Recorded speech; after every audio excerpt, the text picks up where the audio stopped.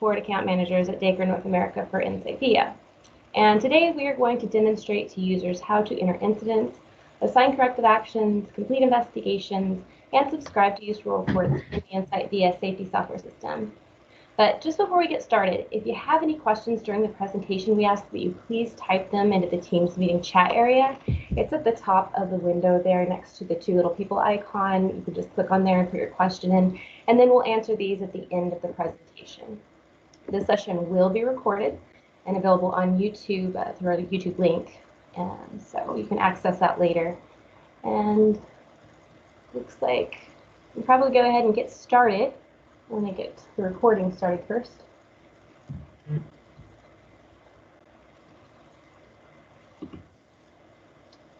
All right.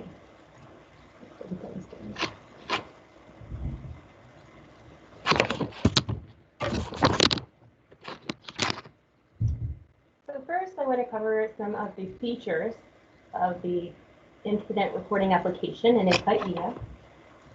What you can do with this application is you can track your OSHA recordable and non-recordable incidents. You can customize all your incident types, your root cause list. You can customize your investigations and any extra form detail you want to put in there. That's for your both recordable and non-recordable. You can see kind of a list here of the examples, the environmental near miss. These are just some of the types that we've created for our clients that may not be included on a personal setup. It would be up to a corporate person to reach out to their account manager so that we can get that added for you.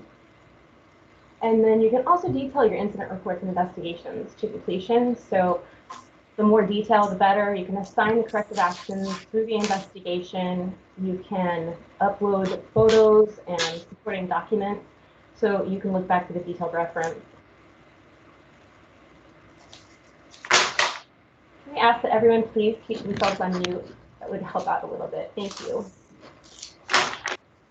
And then you can also enter and generate your OSHA 300, 300A, and 301 forms.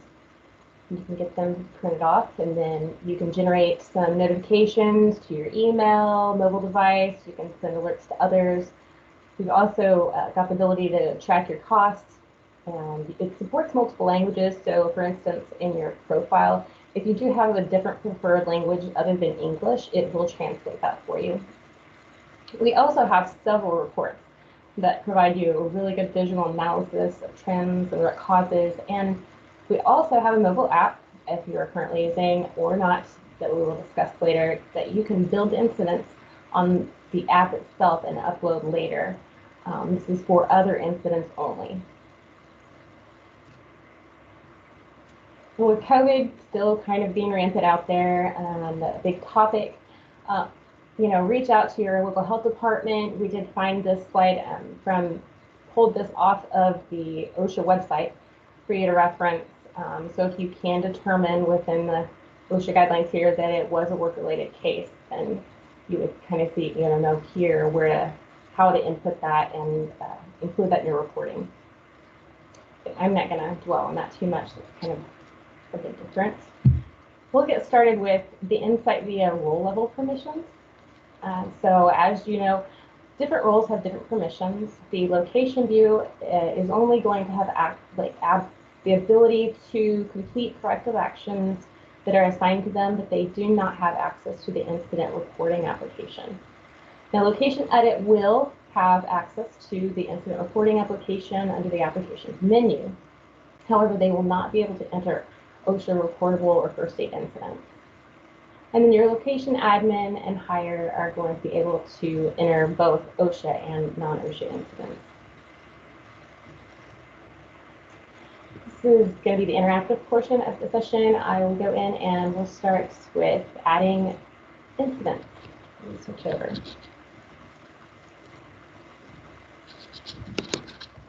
So the first step when logging in, this would be your home page that you would have all of your tabs to look at here. And then if you want to enter an incident, the first step is you go to your applications menu, and then you scroll down to incident reporting. Then you see we have action items, flash reports to refer to, open closed incident investigations, recordable first aid incidents, and then these are other incident groups that were created. Some of you may have groups listed, others may just have the other incidents area here. It just depends on how your corporate users have decided to set up these types. We're going to go into a reportable first aid incident that I had previously entered to kind of show you how to get those into the system and recorded. So in order to enter an incident, you'll see that this Add New Incident button is grayed out. You have to select a location before that will actually allow you to add the new incident.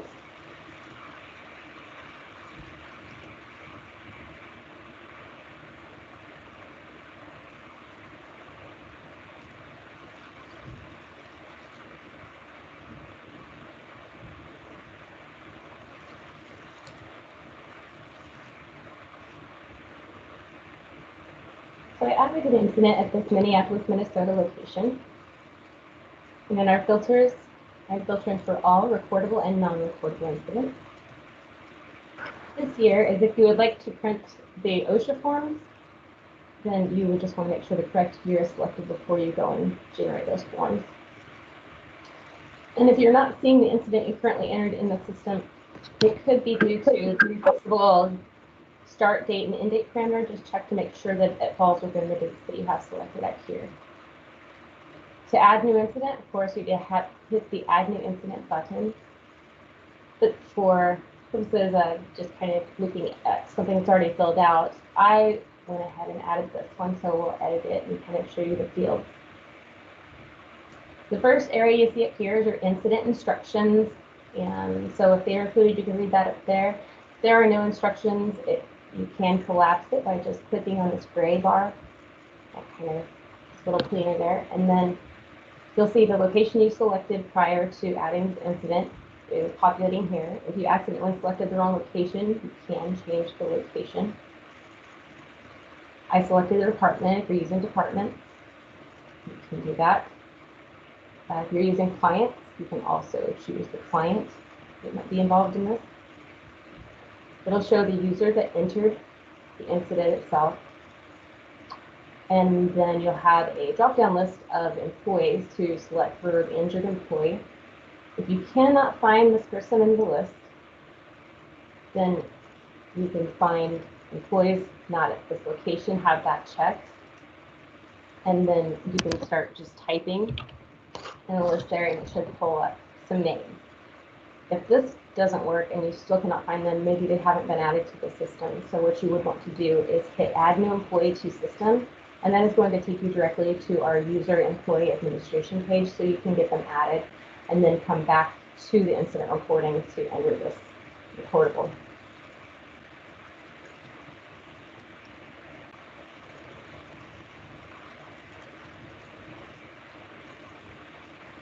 And then under the position and other healthcare information, was the employee treated off-site? I selected yes, and then you will see a positions drop-down populate over to the right.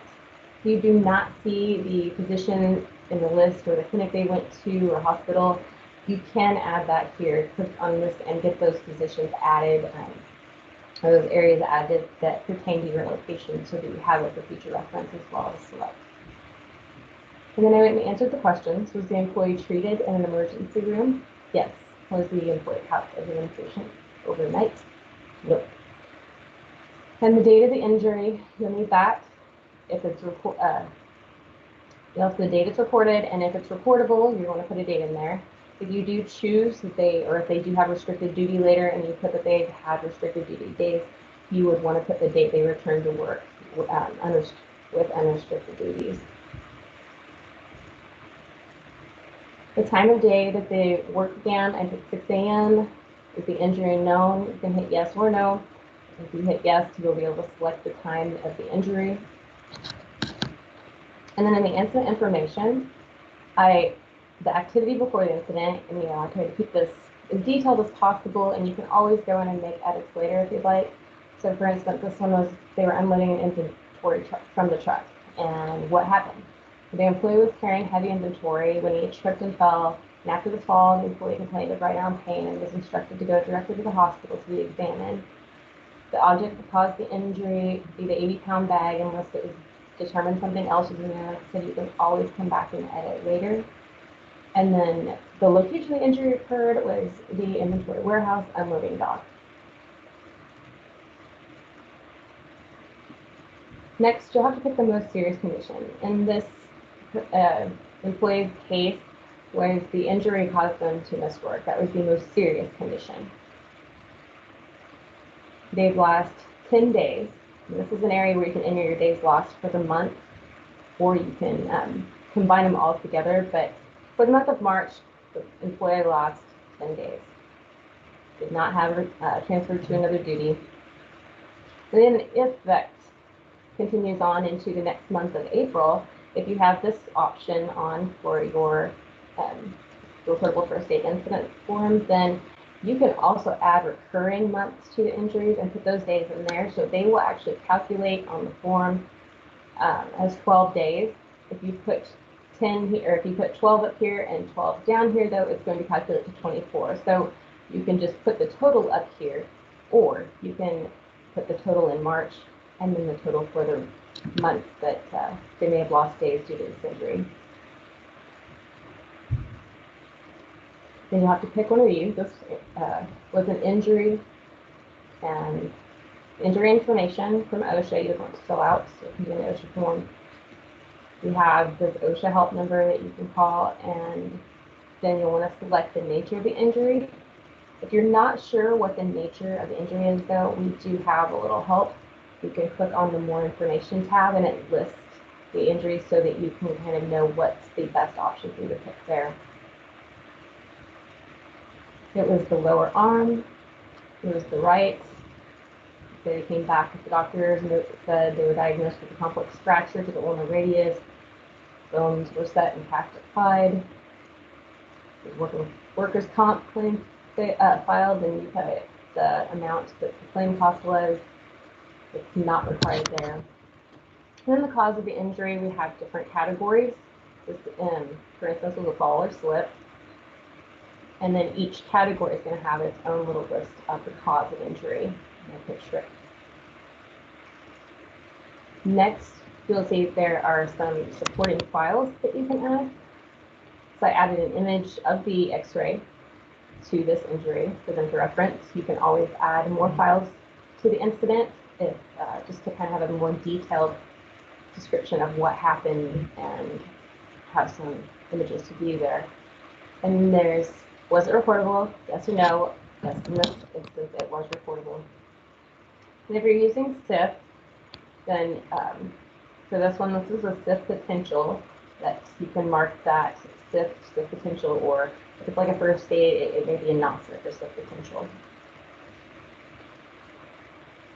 Next, you'll see this new information. This is just an extra form that we added for this form in this portal.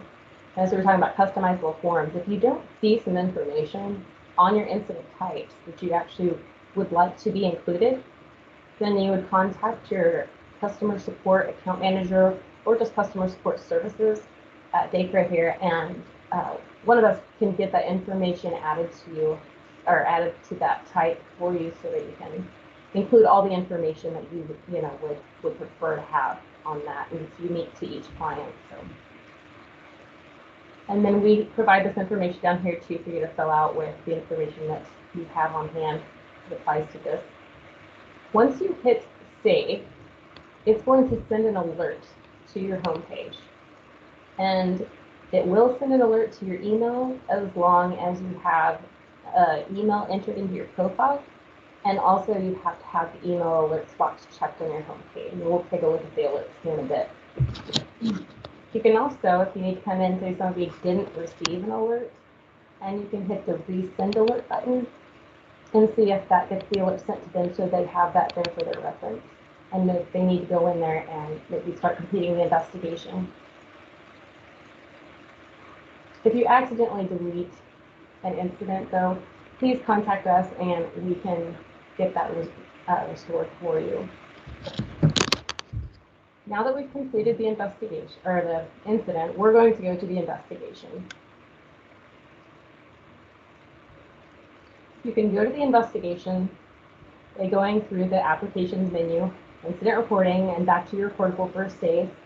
And as you can see down here, there's an investigate button. It would say start investigation if it was a brand new incident. You can also access it by going through incident reporting and open and close incident investigations. Since we're already here, we can start it here. Some of these grids can get pretty long. So on our Telluride grids, if there are certain columns that you do not need to see or you don't need necessarily right now, you can right click on that green bar there and go down to columns. And you can choose the columns that you just select the ones that you want to see so it's a little more manageable for you. Just make sure that once you select those and you kind of determine how you want your grid to look, that you come over here and you hit the Save Grid Settings button so it does save that for you. So next time when you come in, it will already be set to what you had it before. So I'm going to click on the Investigate button to complete this investigation.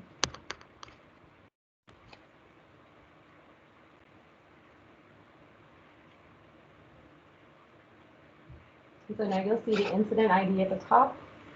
You have the incident investigations, if there's any included, which on this one it is not.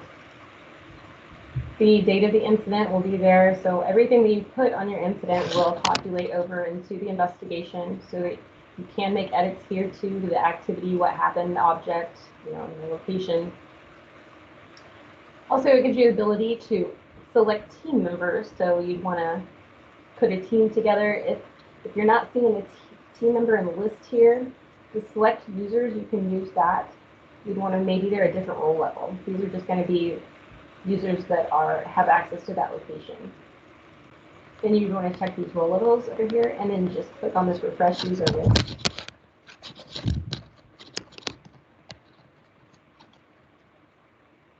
And then you'll see the list of users got significantly larger, so you should be able to find them in there. If you still cannot find them, we do have the option that we saw earlier when we were creating the incident. You can start typing in the user's name and see if they populate in the list here. Select them and then just make sure that you hit the Add Employee button before you move on so that they get added to the team. Once added to the team, you'll see they'll populate up here so that you can see the list of team members. And then you'd want to communicate to those team members down here what you would like for them to do, any instruction, description, or whatever you can provide in detail, just so they know exactly what needs to be done. Then that would be included here. On the investigation, we also have a way to upload files. It's going to include the files that we included or uploaded to the investigation, which you can on either side add the supporting files here. And then we have our root causes menu. Each menu may look a little bit different for some of our clients. However, for this one, you just click on the plus button to kind of see the list of behaviors and conditions. And you should be able to just kind of select a root cause from some of these that applies to what happened. And then once you've selected that root cause, you can add comments to that root cause, and then just make sure that you hit the Insert Record button. And when you do that, then it will add it to this grid down here. Now, the person that added the root cause can edit and delete their root cause.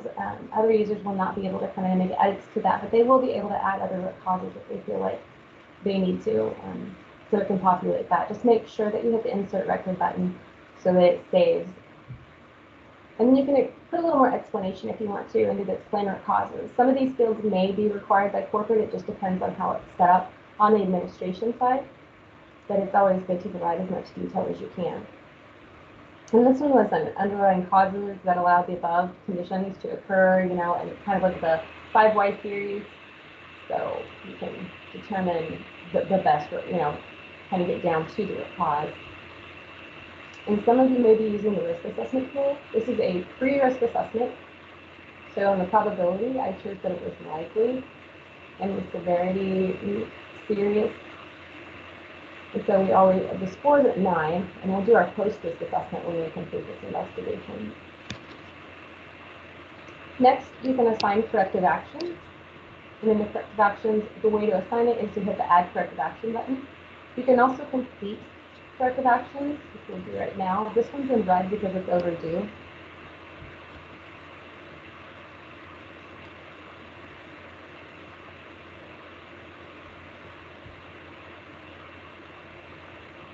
And this is what the corrective action page looks like from the investigation.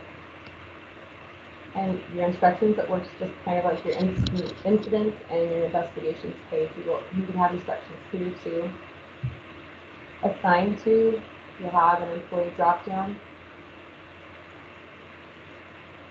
And then, so I've assigned this to DEKRA user, which is the user I'm emulating, in instructions. So I would come in here to complete that, and it was due 3/31. Say it did get done, but I'm a little bit late putting it in. So I would put that it was finished on this date.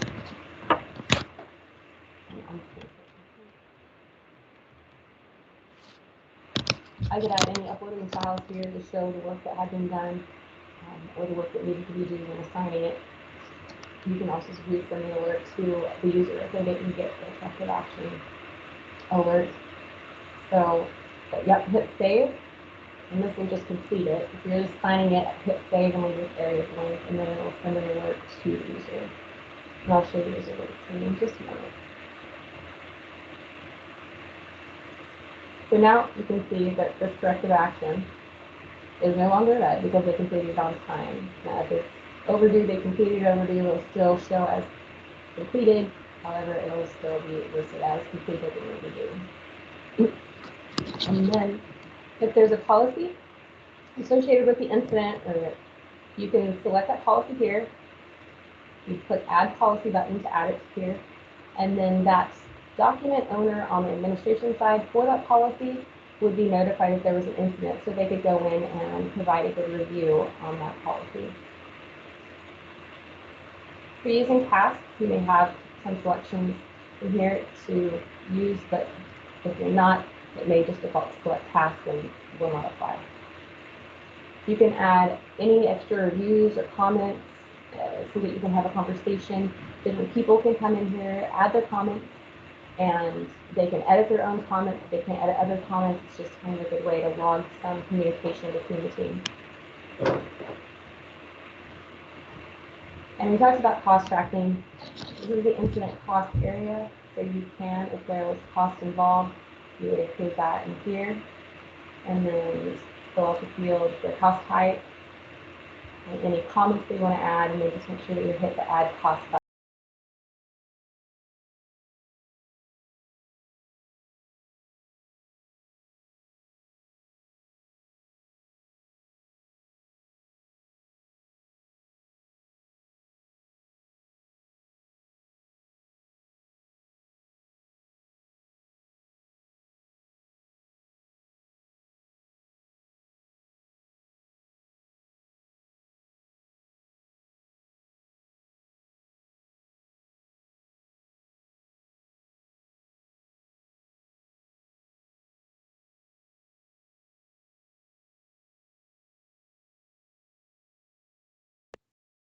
Hey, Rachel, we lost your audio.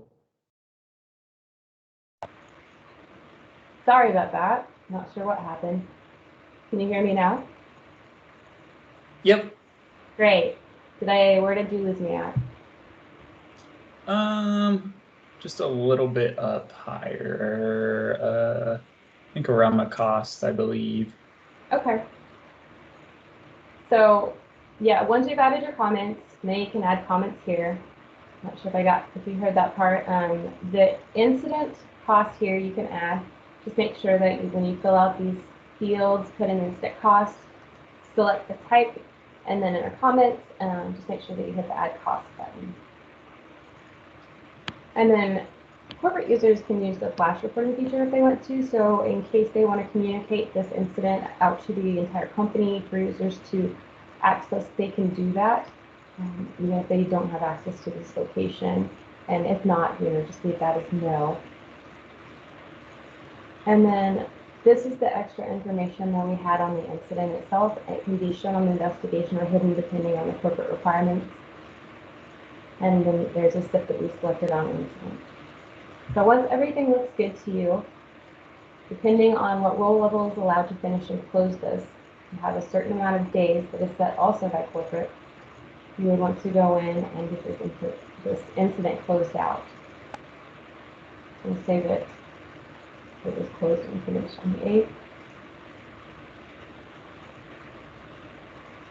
And when you're doing, we also have a signature feature if you want to save a signature. But I'm going to go ahead and hit save.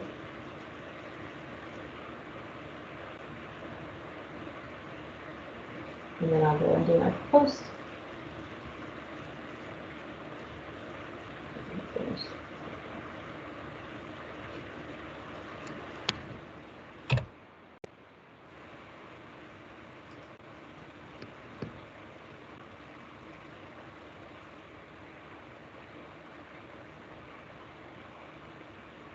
All right, so now you can see there is our risk assessment that we had before, and now the post-risk assessment.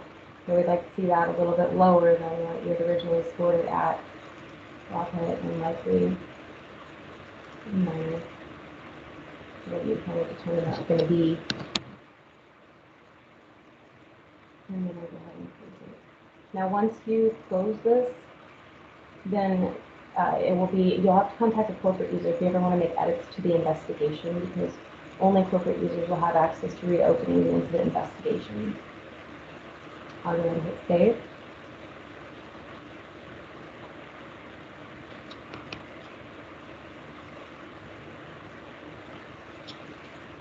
And so now you can see this is the incident. It's closed on the left here. And you kind of see some of the incident information here. Now to print your OSHA forms, go back and select that location.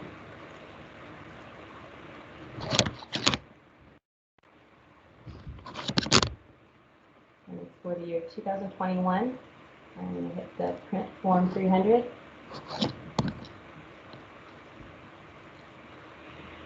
And then you can see there that here's the incident that we just entered. And it was 12 days away from work. Corporate will go on the admin side for the 300A. And if they enter the hours worked and the average number of employees and SOC code, it should populate on this form. You need to print. You see all the information over here. We also have the ability, if you want to make workers' comp for your state there, you can print those forms here. That's $10 Okay, now that we've gotten through some of that, I wanted to cover over, show you what the home view looks like.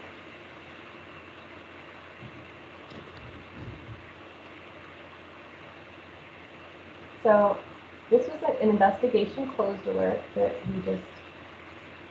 this person receives because they're set up to receive for that type. It has all that information for you. It'll also send you your email instead if you have an email in the system. This is for the recordable incident when it was entered. So this is the corrective action that was assigned from the recordable incident that was entered. This is the incident entry. So when it was entered, it'll send to you. It'll also send us to the email. There's an option to highlight some of these fields. It's just going to depend on how the corporate user sets that one up too. There is an unassociated corrective action, and I will show you where you can assign that. That's for, say, it's a non-related injury, but you have, say, an action item that you would like to assign to somebody to complete, and you can do that also.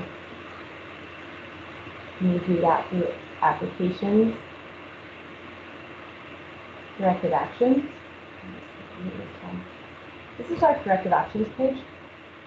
And this is where you can add the unassociated corrective action. You do have to still select the location like we've done before in our other filters. But this is going to search for, you can open, closed, or all. And you can search per user or for all users in different incident types. I'm going to scroll over a little bit. You can kind of see the total breakdown in this pie chart of the corrective actions within that time frame that you have selected. You can complete those corrective actions by going through the investigation. You can also do it here where you edit. That'll take you directly into that corrective action. And you can also go back to your home page tab. There's a couple ways you can get in here. We'll go to this recordable, unassociated corrective action. It's still open, so I need to complete that. So there's a link that you can do the corrective action right here by clicking on this link, or you can go into the investigation, complete it there. There are 2 links for you to complete it there too. We also have a corrective actions tab, so if you have any corrective actions assigned to you, you'll see this tab here. Just click on the corrective actions, and there'll be a list of corrective actions for you to just hit the go button. And this is the associated corrective action. You hit your finish date just like we did before.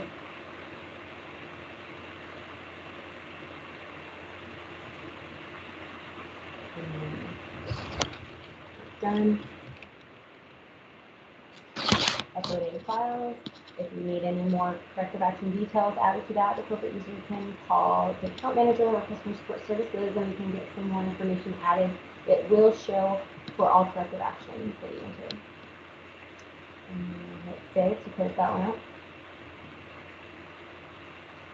And you'll notice on your home page tab now, there are no corrective actions. Your tab has been gone, or hidden now, sorry, until you get more corrective actions assigned to you.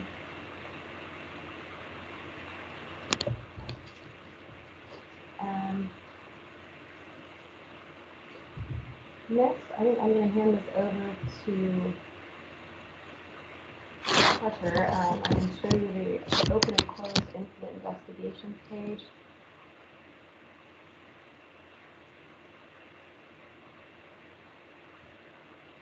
And this is just, it's a larger report as well.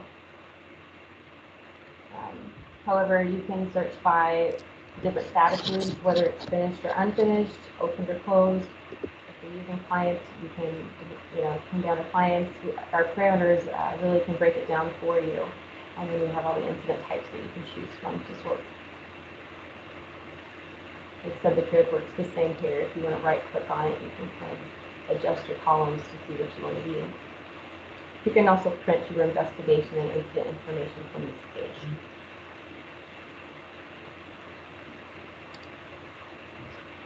And so we've gone through all of that.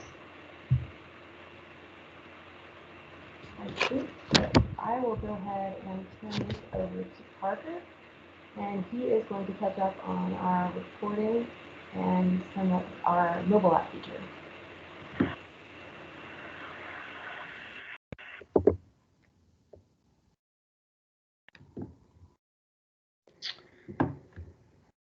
Okay, thanks, Rachel. So I'm going to start off by talking about report library and some of the more popular reports we have for incident reporting and corrective actions. So if you go to report library, location, and then recordable/first aid, in that flyout, you're going to see several options to choose from. At the top there, you'll see incident analysis, and that's a breakdown of incidents and their root causes and injury types for different time periods. You also see the incident list report, and that's a list of all your incidents and all their information for each location. And then you'll see the OSHA 300 corporate rollup and the OSHA 300 export.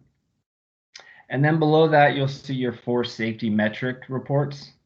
So we're going to start off by looking at the total incident rate report.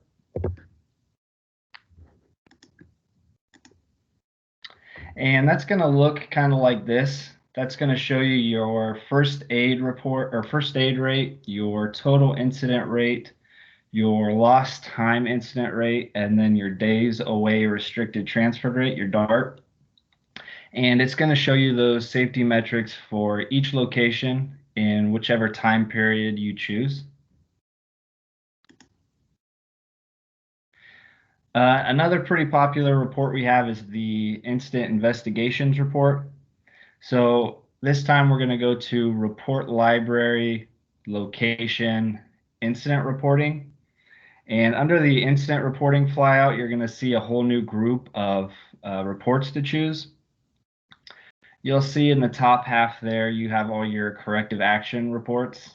And then the bottom half are the incident and investigation reports. So if we go ahead and look at the incident investigations report, it's going to look something like this. You're going to see all your incident investigations down below, and it's going to give you all the information on each investigation, your location, the date, the users who finished the investigation, and then if you have any corrective actions attached to that investigation as well.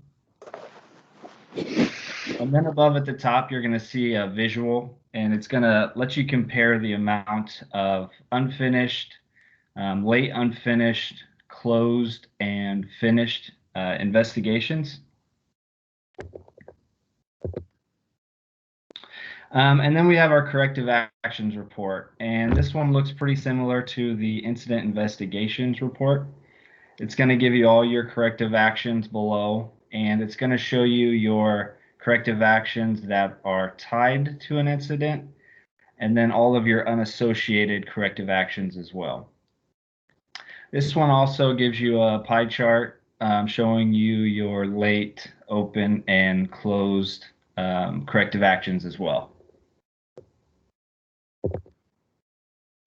And you may want to subscribe to these reports. So I'm going to go ahead and move over to the live site and show you how to do that.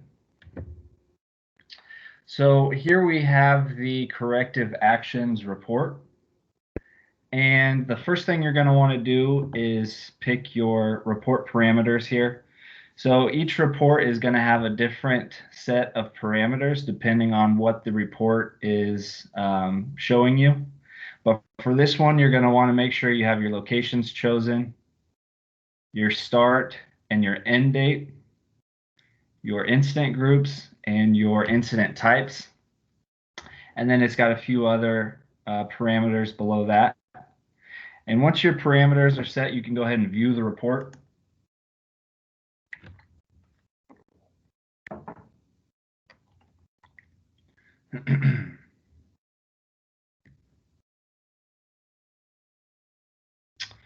And once that report's loaded, it'll show down below. And if it all looks good and it's how you want it, you can go ahead and subscribe to it. So to subscribe to it, we're going to come to this drop down right here. And this is your frequency or your schedule. So this is how often you are going to receive those emails with this report.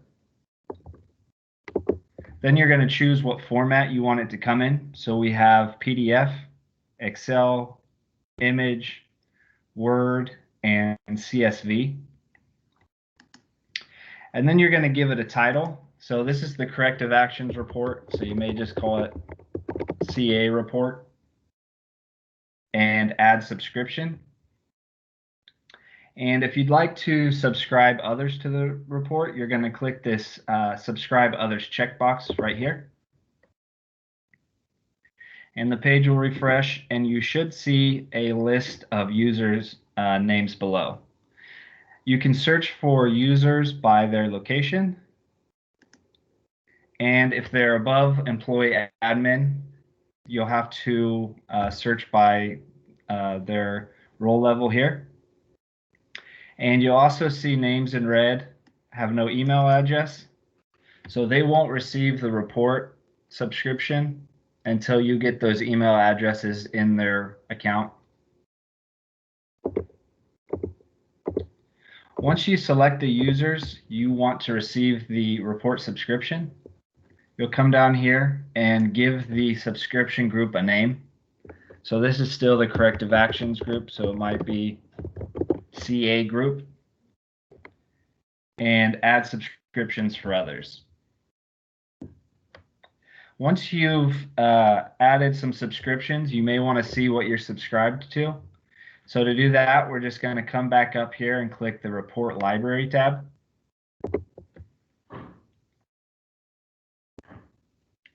And you'll be able to see all of the subscriptions you're subscribed to.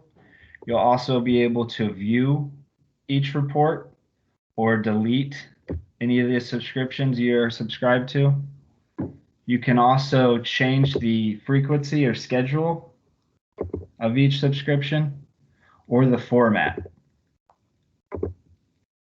You may also want to view other subscriptions. So we'll come up to View Subscriptions here.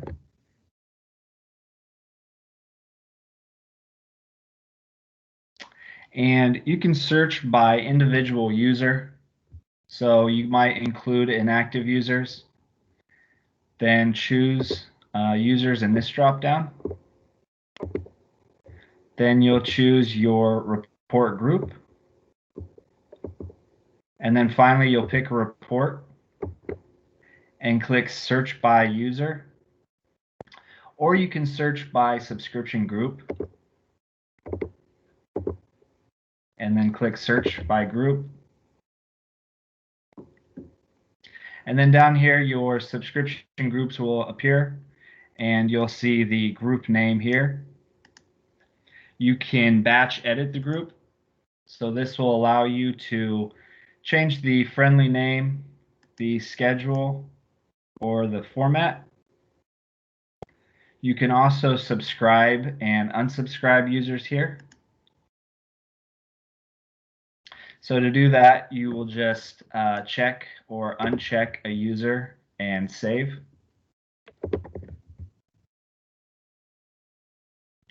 And then you can also delete the subscription group here as well. Now, only the person who created the group has access to delete the subscription, so keep that in mind. And then below here, you see the individual users who are in this subscription group. You can also edit an individual subscription. So you can change their name, schedule, and format. Or you can click this green arrow button to actually view the report. And then you're also able to remove an individual from the group here as well with this red X.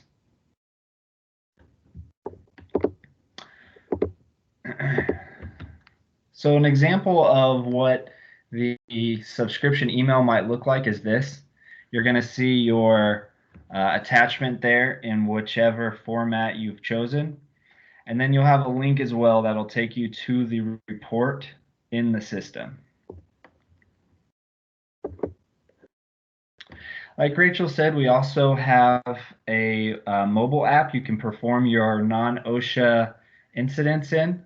So this is not for recordable / first aids or OSHA incidents. It's only for your other types of incidents and then your corrective actions and your unassociated corrective actions. To download the app, you will just go to your app store in your Apple or Android device and search My Insight. And our app should be one of the top, if not the top choice when you search My Insight. And then you can just click to download.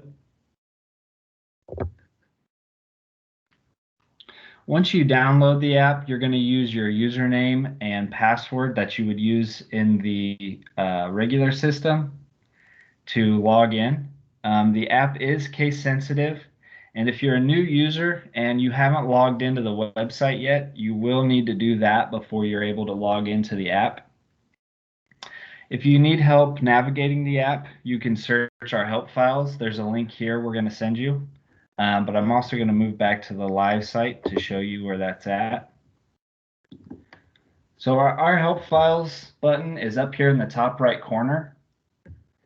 And once you click that, it's going to look like this, and you're going to have help files on all of our apps or applications on our site, including the My Insight mobile app. So if you choose this My Insight mobile app here, you'll see 3 articles giving you step-by-step instructions on how to use the mobile app.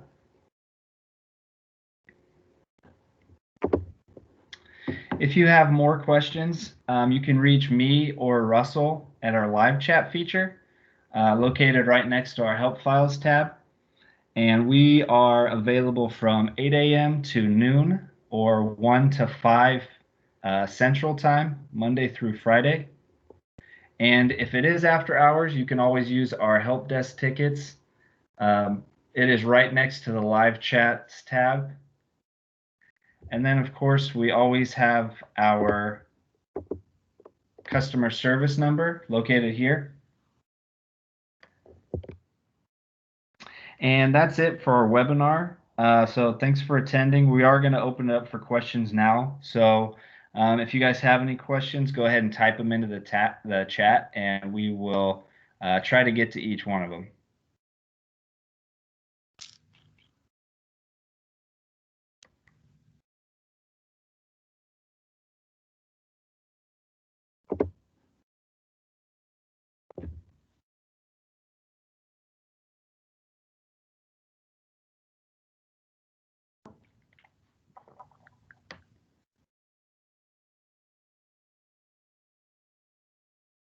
All right, I don't see any chats.